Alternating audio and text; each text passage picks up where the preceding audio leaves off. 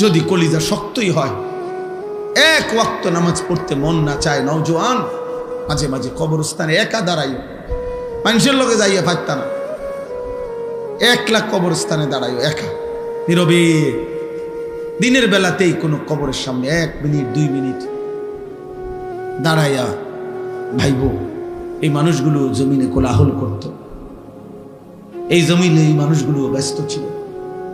আজ পৃথিবী ঠিকই আছে, ওরা আর নাই। আকসিরু যিকরা হাদিমিল লাযযাত, আল্লাহ নবী সাল্লাল্লাহু আলাইহি ওয়াসাল্লাম বলছেন, উম্মত সমস্ত স্বাদ, আনন্দ, উল্লাস, ফুর্তি, সব মজা শেষ করে দিবে যেই মৃত্যু, সেই মৃত্যুকে বেশি বেশি স্মরণ করো। সব সব ঠান্ডা করে দিবে, সব স্তব্ধ করে, সব স্তব্ধ করে। আল্লাহ তাআলা বলছে, মিনকুম মান ইউতাওয়াফা মিন ক্বাবলু, আমার বান্দা মনে রেখো আমি কিন্তু সকলকেই যুবক, সকলকেই বৃদ্ধ বানাই না। মায়ের পেট থেকে বের করার পরে চলতি পথে আমি আল্লাহ তাআলা অনেককেই মৃত্যু দিয়ে ফেলি। দেখ কথা বলে না, জন্মিলেই তো বুড়া হয়, প্রত্যেকটি বাচ্চাই তো নিশ্চিত বুড়ো হয়, বুড়ো হয়। 3 বছরের বাচ্চা কবরে নাই, 3 দিনের বাচ্চা কবরে নাই, 6 বছরের বাচ্চা কবরে নাই। তাইলে তুমি কোন হিসাবে ভাবছো তুমি আরো 30 বছর বাঁচবা? আমাদের মাওলানা মুতালেব হোসেন সালিহি, আমার বন্ধু, মাওলানার ওর মেয়ে বাচ্চা হয়েছিল 1 মাস 1.5 মাস, 1 মাস হয়েছে মনে হয়। এই গত 3 দিন আগে এই বাচ্চা অসুস্থ ছিল, 1 মাসের বাচ্চা, 1 মাস। ঢাকা নিছে, মোহাম্মদপুর শ্যামলী বড় হসপিটালে ভর্তি করাইছে। আগের দিন রাত্রে আমারে ফোনে কইতেছে, আনিস, আমি বললাম কি অবস্থা বাচ্চার? ডাক্তারে কি বলুন? মাশাআল্লাহ অনেক ভালো আছে, বলতেছে চিকিৎসা অনেক সুন্দর, ভালো হসপিটাল, খুব বড় সড়ো, অনেকক্ষণ বলল। পরের দিন আবার রাত্র 12:30টার দিকে আবার ফোন দিছে, ফোন রিসিভ করছি আর দেখি ও কাঁদতেছে। আরে কি হইল রে, কাঁদোস কেন? আমার আদরের বাচ্চা, কোলের বাচ্চা মারা গেছে, এই 1 মাসের বাচ্চা মারা গেছে, রাত 10টায় মারা গেছে। তখন আমি যখন শুনছি তখন 12:30 বাজে। পরে কথা বলতেছি আর সান্ত্বনা দিতেছিলাম, তো বললাম যে বাচ্চাটা এখন কোথায়, তুই কই এখন? তো একটা কথা বলছে, কয় গাড়িতে আমি আমার বাচ্চারে কোলে নিয়ে আইতেছি, আমার বাচ্চা আমার দিকে তাকায় আছে। কি ভাই, 1 মাসের বাচ্চা, এক বাবা মনে করেন সেই ঢাকা থেকে লাকসাম পর্যন্ত এই 5-6 ঘন্টা রাস্তা, ছোট্ট মাসুম বাচ্চা মৃত, যে বাবা কোলে করে নিয়ে আসছে, তার কলিজাটা তখন কেমন লাগছে? কে তোমাকে নিশ্চয়তা দিল বাবা তুমি আগামীর ভোর দেখবা? প্রতিদিন প্রতি রাত ভোর হতে কত মানুষের জানাজার এলান হয়, এমন একটা এলান কি তোমার জন্য হবে না? খবরের কথা শুধু গজল শুনলে হবে? এটা শুধু গজলের জন্য? এ তো ফিকিরের জন্য, এ তো ভাবনার জন্য, চিন্তা ফিকিরের জন্য। এজন্য আজকে আমি মূল কথা, মোটা কথা এটা বললাম, একজন মায়ের পবিত্র দুধ এভাবে ভুলে গেলা, যে মা 2 বছর দুধ পান করাইলেন, 1 মায়ের 9 মাসের গর্ভ এভাবে ভুলে গেলা, এত বড় সৃষ্টিকর্তা মহান আল্লাহকে এভাবে ভুলে গেলেন। এমন রবকে ভুলা যায়? এমন মালিককে কেমনে ভুলে মানুষ? এমন রবকে কেমনে সেজদা না দিয়ে পারে? যে রব আমার 24 ঘন্টা আমার অজান্তে, আমি জানিও না আমার কি জরুরত, আমার সে মালিক আমার সকল প্রয়োজন প্রতি মুহূর্তে যিনি পালন করছেন, আমার কাছে পৌঁছিয়ে দিচ্ছেন, এমন রবের নাফরমানি কিভাবে? তাফসীরের মধ্যে আছে রব কাকে বলে? রব বলে ওই সত্তাকে যিনি কোনো বস্তুকে, কোনো জিনিসকে, কোনো কিছুকে তার একেবারে প্রথম অস্তিত্বের প্রথম মুহূর্ত থেকে নিয়ে চূড়ান্ত শেষ পর্যন্ত ধীরে ধীরে সে বলুক বা না বলুক, জানুক বা না জানুক, বুঝুক বা না বুঝুক, তার সকল প্রয়োজন যথা সময়ে যিনি নিজ ইচ্ছায় পৌঁছাচ্ছেন, দিয়ে দিচ্ছেন, ব্যবস্থা করছেন, এমন সত্তা, এমন মালিককে বলে রব। আর সেটা একমাত্র করছে আল্লাহ। এমন রবকে ভোলা যায়? এমন মালিককে সেজদা না দেয় মানুষ? আস্তাগফিরুল্লাহ, আস্তাগফিরুল্লাহ। এজন্য বেনামাজি মূলত নিমক হারাম। আমাদের নিমক হারাম মানে কি? যার ঘরে ভাত খাইছিল, নুন খাইছিল, এখন তার দিকে উল্টাইয়া তাকাইছে, অনা তারে চেনে না, এরই তো সমাজে কয় নিমক হারাম। মানে নিমক মানে নুন।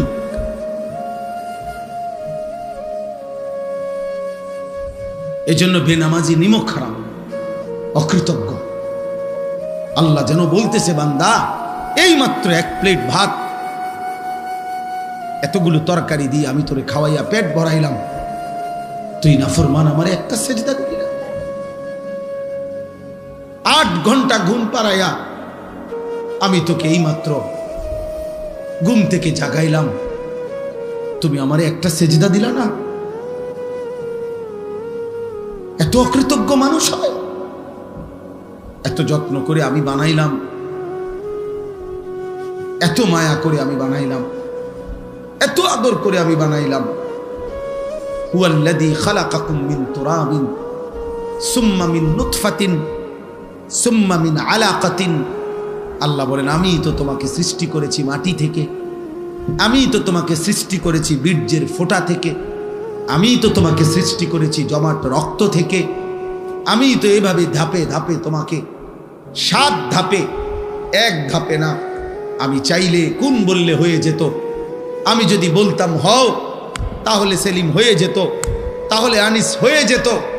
আল্লাহ বলে না, আমি আল্লাহ মায়ের অন্ধকার জরায়ুতে, মায়ের অন্ধকার রেহেমের ভিতরে কাউকে না ডেকে, অন্ধকারের ভিতরে আমি আল্লাহ একাকী আমার নিজ কুদরতি হাতে আমার যত্নে বান্দা আমি নাক লাগাইলাম, চোখ লাগাইলাম, হাত লাগাইলাম, এমন সুন্দর আকৃতি দিয়ে আমি আল্লাহ শরীর গঠন করে সুম্মা ইউখরিজুকুম তিফলান, এক ছোট্ট ফুটফুটে বাচ্চা হয়ে আমি আল্লাহ মায়ের পেট থেকে বের করে আনলাম। সুম্মা লিতাবলুগু আশুদ্দাকুম, ধীরে ধীরে সেই ছোট্ট বাচ্চার দুর্বল শরীরে অল্প অল্প পরিমাণে আমি আল্লাহ শক্তি দিতে দিতে দিতে যৌবনের পূর্ণ শক্তিতে আমি তো পৌঁছিয়ে দিলাম। সুম্মা লিতাকুনু শুয়ুখা, সেই আমি আল্লাহই আবার পুনরায় শক্ত সামর্থ্য যৌবনের শরীরে আবার ধীরে ধীরে দুর্বলতা দিয়ে আমি বৃদ্ধ বানিয়ে দিলাম। তাহলে আল্লাহ শিশু বলেন, শিশু তো আমি বানালাম, যুবক তো আমি বানাইলাম, বৃদ্ধ তো আমি বানাইলাম, সময়ের প্রতিটা পরিবর্তন তো আমি করেছি, আমি রাত বদলাইছি, আমি দিন বদলাইছি। ফলে শুক্রবার শনিবার হইছে, শনিবার রবিবার হইছে, 2025 2026 হইছে, তোমার 14 বছর 15 বছর হইছে, 15 বছর 16 বছর হইছে, তোমার দিন সপ্তাহ গেছে, সপ্তাহ তোমার মাস গেছে, মাস তোমার বছর গেছে।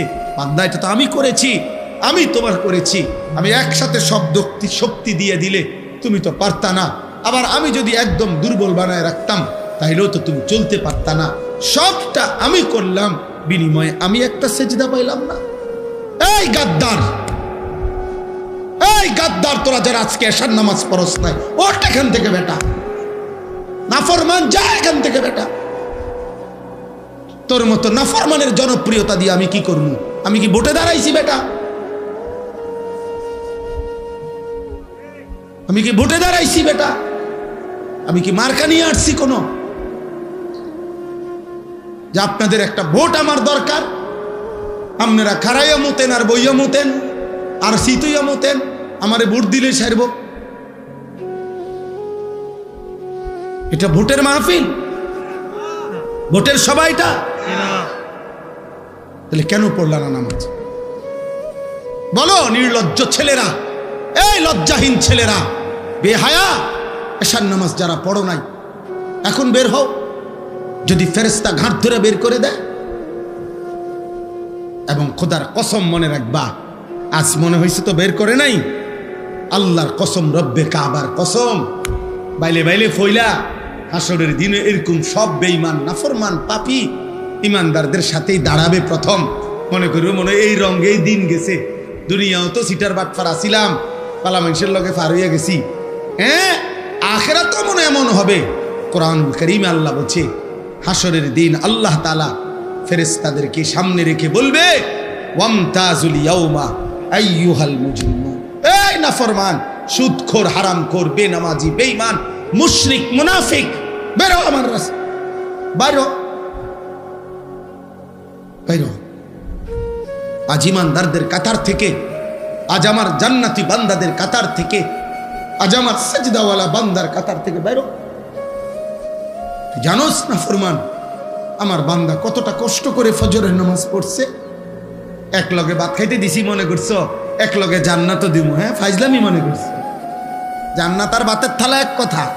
দুনিয়া বাতে না খাইতে দিছি ইমানদারেরও নাফরমানেরও, দুনিয়া একটু ঘুমাইতে না দিছি, এগুলা তো আমি জানোয়ারকেও দিছি। দুনিয়ার খানা তো আমি জানোয়ারকেও দিছি বেটা। আজ আখিরাত দেব না, এক ঢোক পানিও হবে না, এক লোকমা খাবার মিলবে না, বেরো।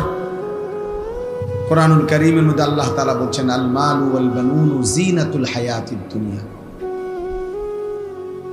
অর্থ সম্পদ, সন্তান আদি, পরিবার পরিজন, এগুলো কেবলই দুনিয়ার সৌন্দর্য। এই দুনিয়াতেই যা একটু ভালো লাগতেছে, টাকা আছে, পয়সা আছে, ক্ষমতা আছে, ছেলে ফেলে আছে, বাড়ি বিল্ডিং দালান আছে, কিন্তু আল্লাহ তাআলা বলেন, ওয়াল বাকিয়াতুস সালিহাত খায়রুন ইনদা রাব্বিকা সাওয়াবান ওয়া খায়রুন আমালা। আল্লাহ তাআলা বলেন যে আল্লাহর নিকট যদি কোনো বিনিময় চাও, সর্বোত্তম কোনো প্রত্যাশা করে থাকো, আল্লাহর কাছ থেকে যদি কিছু পাওয়ার আশা করে থাকো, সেটা শুধুই কেবল চির বাকি থাকবে, যা আখিরাত পর্যন্ত, পরকাল পর্যন্ত, সেটা হচ্ছে as-salihat, যাবতীয় নেক আমল, যেটা আমার জন্যও জরুরি, শ্রোতাদের জন্যও জরুরি, সবার জন্যই জরুরি। as-salihat, সমস্ত নেক আমল, আল্লাহ তাআলার জিকির, আল্লাহ তাআলার ইবাদত, তাহলে এটাই হলো মূল বিষয়। আল্লাহ বলছে, ওই ছেলে, এই ছেলে, এই অপদার্থ, মোবাইল ধরে রাখছো কেন? নিজে নিজে চুল ঠিক করে মোবাইল, চুল তো অনেক সুন্দর তোমার, মাশাআল্লাহ।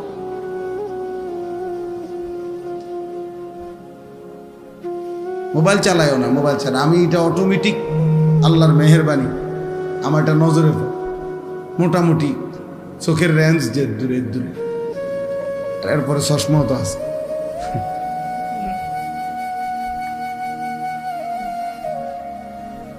এই জন্য